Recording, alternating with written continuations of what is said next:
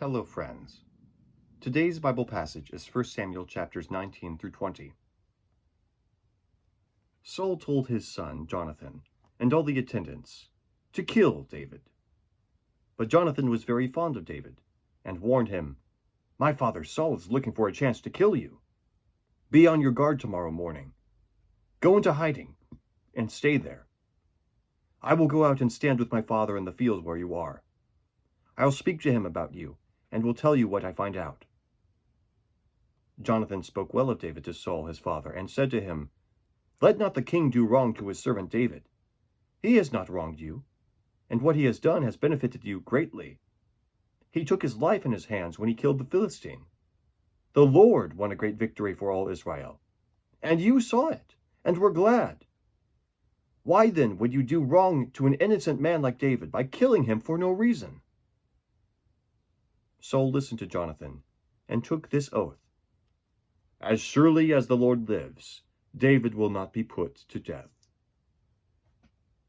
So Jonathan called David, and told him the whole conversation. He brought him to Saul, and David was with Saul as before. Once more war broke out, and David went out and fought the Philistines. He struck them with such force that they fled before him.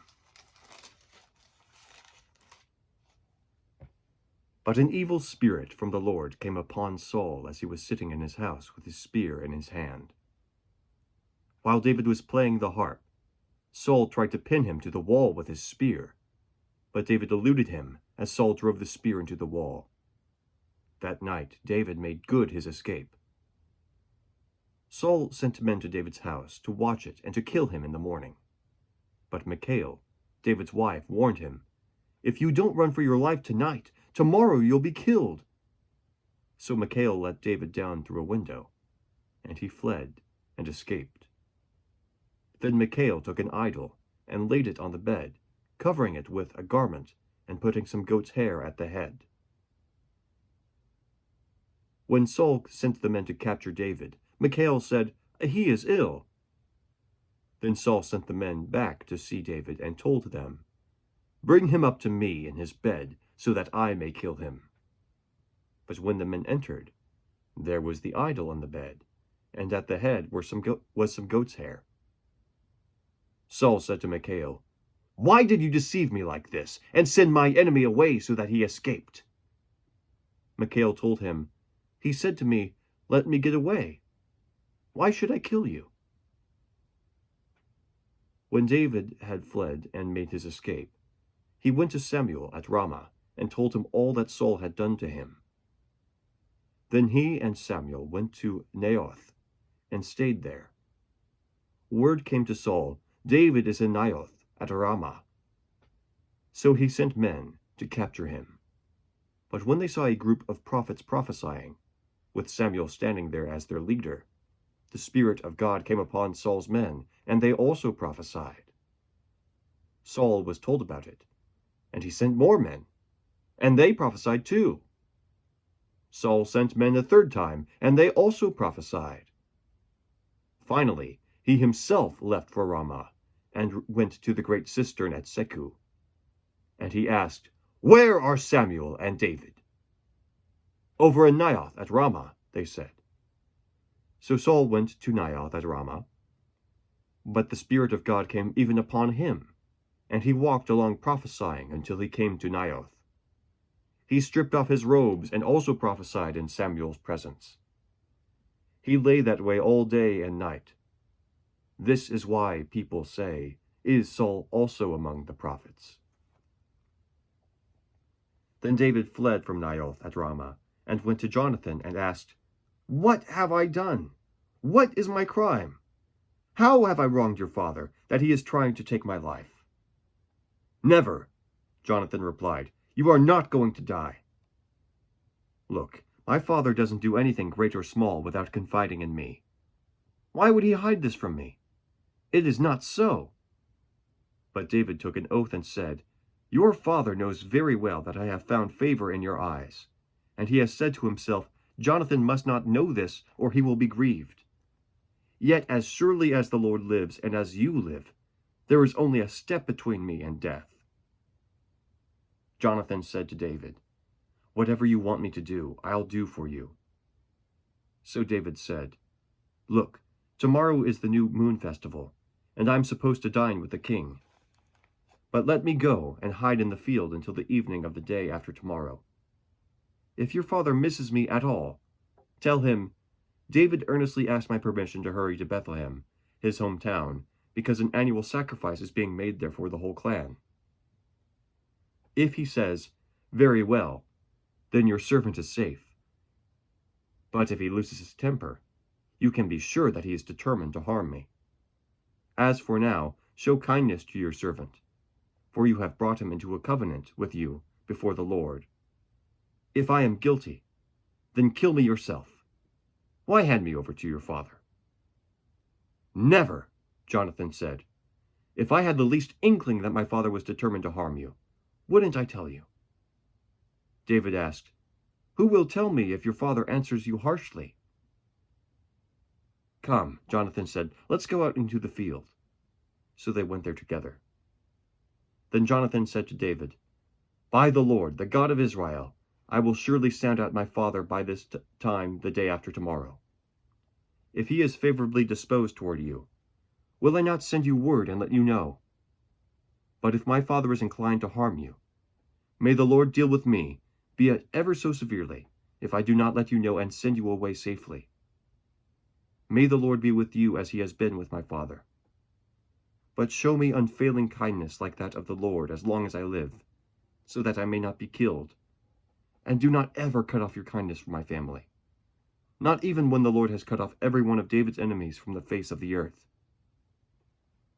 So Jonathan made a covenant with the house of David, saying, "May the Lord call David's enemies into account."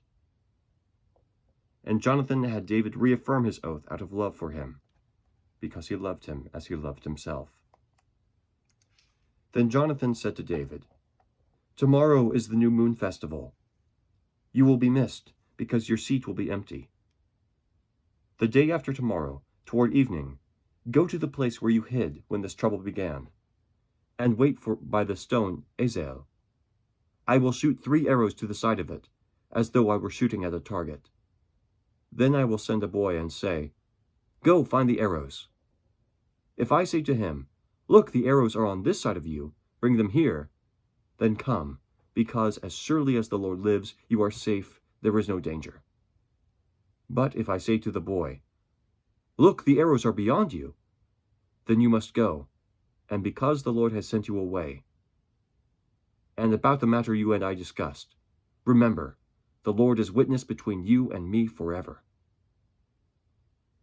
So David hid in the field, and when the new moon festival came, the king sat down to eat.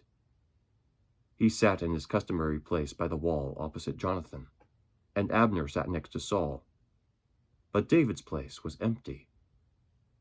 Saul said nothing that day, for he thought, "Something must have happened to David to make him ceremonially unclean.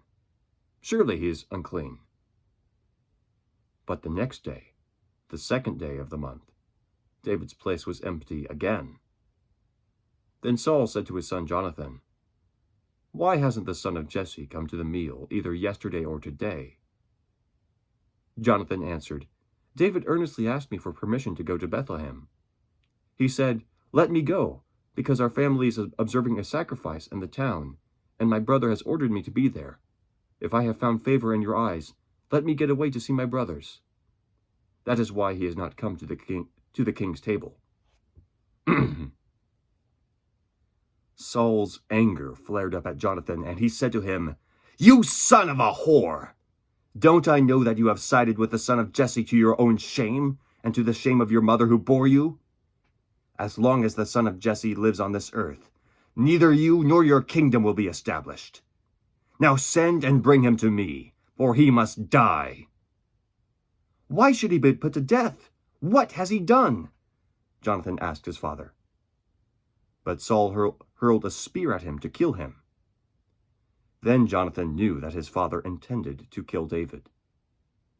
Jonathan got up from the table in fierce anger. On that second day of the month he did not eat, because he was grieved at his father's shameful treatment of David. In the morning, Jonathan went out to the field for his meeting with David. He had a small boy with him, and he said to the boy, "Run and find the arrows I shoot."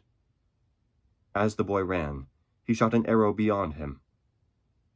When the boy came to the place where Jonathan's arrow had fallen, Jonathan called out after him, "Isn't the arrow beyond you?" Then he shouted, "Hurry! Go quickly! Don't stop!" The boy picked up the arrow and returned to his master. The boy knew nothing of all this. Only Jonathan and David knew. Then Jonathan gave his weapons to the boy and said, "Go, carry them back to town." After the boy had gone, David got up from the south side of the stone and bowed down before Jonathan 3 times, with his face to the ground. Then they kissed each other and wept together. But David wept the most. Jonathan said to David, "Go in peace, for we have sworn friendship with each other in the name of the Lord, saying, 'The Lord is witness between you and me, and between your descendants and my descendants forever.'" Then David left, and Jonathan went back to the town. The word of the Lord. Thanks be to God. Have a great day.